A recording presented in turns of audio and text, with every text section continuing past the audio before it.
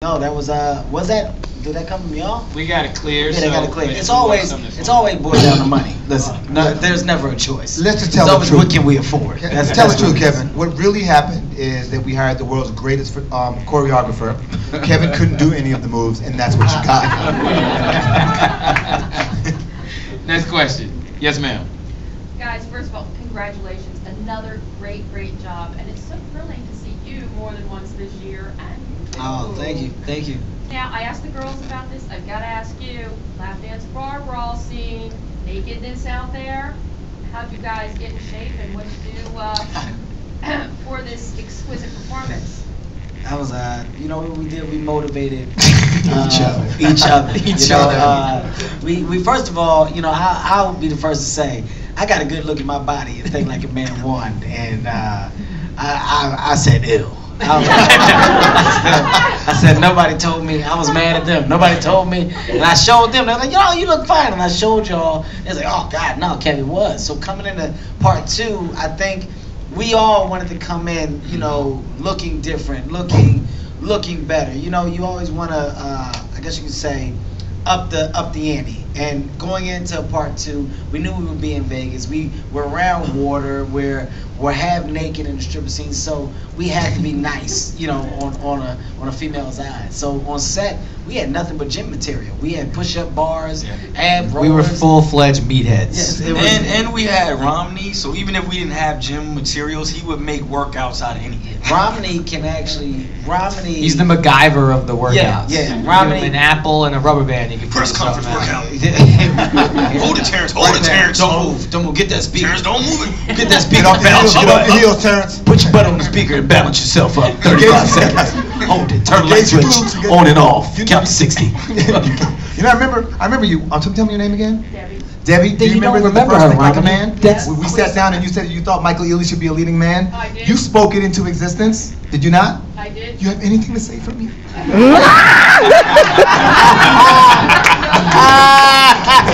just passed Kevin. That was a brilliant setup. That was dope. Good answer, guys. Now, Tim, you and I both know that what you guys just said is only partially true, because the scene where they do the whole strip club montage actually wasn't in the original script.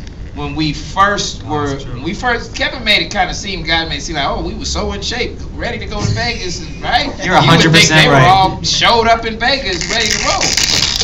Tim, you tell me if I'm wrong, but as I recall, the scene was originally scripted a little bit different, and we kind of talked about what can we do to give it some oomph, and I want you to kind of talk about how we got there. But I will say that once it was revealed, sometime during the first couple of weeks of shooting, that towards the latter part of the shoot, everybody was going to have to be shirts off, half dressed. It was amazing how in the morning everybody was in the gym. Every last one of these fellas, once they knew that scene was coming up, Diets changed. they were the craft service tray was full. Nobody wanted the chips or the cakes, nothing. I remember the huddle that you brought us in when you told us what we might have to do, and we all kind of went, how long we got? How long do we have? And then I think we went to the gym right after. I think the biggest fear of an actor, especially a man, is having a shirt off scene and watching that movie with a live audience and hearing women go, that's your biggest fear. So we tried to cram that workout in as fast as we could. Yeah, I did a great job. Yes, ma'am. We never got to see your talents as strippers though, because the brawl happened before. So who do you think would have had the best? You asked that question, or you really want this, don't you? Well, I'm really getting what I need. You know, hit the music. I think I'd give it to Terrence. I think Terrence would have been the one to put forth the best effort. I think Terrence would have gave it 110. I definitely would have had the most baby oil in this. I think you all want to see Michael. He would have let you down. It wouldn't have been what you wanted to. Michael wouldn't try. I go Terrence. I don't know who else y'all would pick. We all know that Gary Owen has no problem taking his clothes off. He's all right along too. Gary wanted it to be new then. I did. I was disappointed when I said, "There's a fight? Nah, let's win. Let's get this money, baby."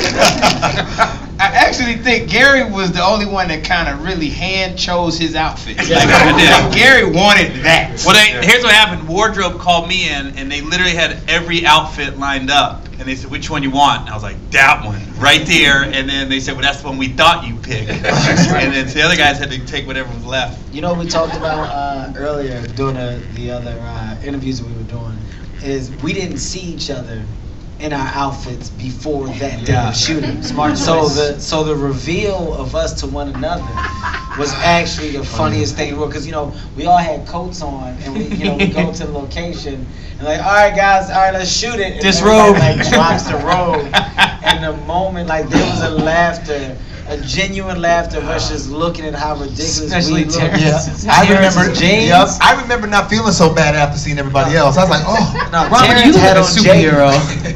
Terrence I feel literally for had on women when the jeans. pants is Terrence caught a yeast infection. Man. Right there, yes sir. Speaking of Terrence, you had an amazing career on DJ, VJ. How does it feel standing shoulder to shoulder with some people that you may have admired? You're one of the principal characters in a feature film, like your journey. Like, how does that feel being in this moment? Oh no, I mean it's the most humbling thing in the world. I admire everybody here, first of all, professionally, and to get to work with them, it's just truly an honor, man. You get to work with some of the best actors and comedians on the top of their game, of their craft, and get to learn from them. And the best part is that I'm probably the least experienced actor, and I got these guys as acting coaches. I can pull them aside and say, hey, let's spend a little extra time working on this scene, and we can go over notes. And it's just a really collaborative process, a lot of fun, and I'm just around guys that I really feel safe around, comfortable around, and I trust them, and I really just trust Tim. Tim wants everybody here to shine, and he wants this film to really be amazing and give the crowd and the fans what they want. So for me, it's literally a dream come true to be able to be up here with the dream team, and knowing I can pass the ball to LeBron and he's gonna take it home, pass the ball to Ray Allen, he gonna shoot the three. If you call me Spud Webb, I swear it's over. You don't take it for granted either, though. We said earlier during the table read, I don't know if y'all remember, during Think Like a Man 1, Yeah. and Michael came in and had the script memorized. Keep in mind, it's a table read. This is what we're just putting on his feed. We're all trying to see what it is. Michael was off book, and I got mad. Terrence is Michael. I mean, not Terrence. I'm Yeah. calling him his character, but Terrence was off book, and I got pissed because I'm like, he's trying to show us. Who does that? Who comes in there prepared? But it showed his dedication to his craft at that stage. So I couldn't be happier for Terrence, man. He not only deserves it, but it's coming hand over for him right now. True story. Tim, let me ask you, because Terrence talked a little bit about the trust, confidence they have in you. I remember early on you and I talking about doing a sequel and saying that we wanted to make this more of a romp, because the first one clearly was a more traditional romantic comedy. We got the couples together. What is it about this particular cast that gave you the confidence that putting them in a setting like Vegas, letting them be in a romp, letting them not necessarily be about building the relationships, but having fun and then dealing with whatever the internal conflict in the relationships were? What about this cast gave you the confidence that they would be able to execute that? Well, it's the chemistry. As a director, and you work with actors of all types.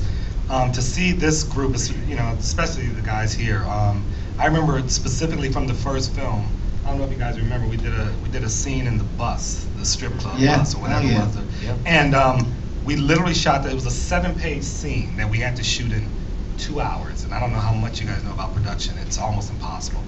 And to see them kind of go into this corner, figure out the rhythm of it all, and then get into this bus and shoot. And I'm talking angles. We had to shoot from this angle with 2 cameras and go over there and shoot.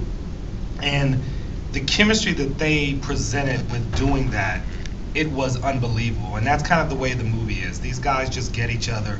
They get how to make each other shine in, they all know their parts, and they all know that as long as they all play their role, the whole is like amazing. And so it's the same way with the girls. And so I know as a director that no matter what situation I'm in, I just have to make sure the story works, and I can throw anything at these guys and they're gonna make it happen. It's just what they do. And I Can I just add something? Of course. To that? Which is that, you know, what was really interesting is that Vegas really was an existing character in the film. And, you know, because of the fact we're filming in Vegas, sometimes we had to change locations at the last minute. And that's the director's job, to find ways to improvise around Vegas. And I think that that's like almost an impossible feat sometimes. And as you can see, Tim did it really well.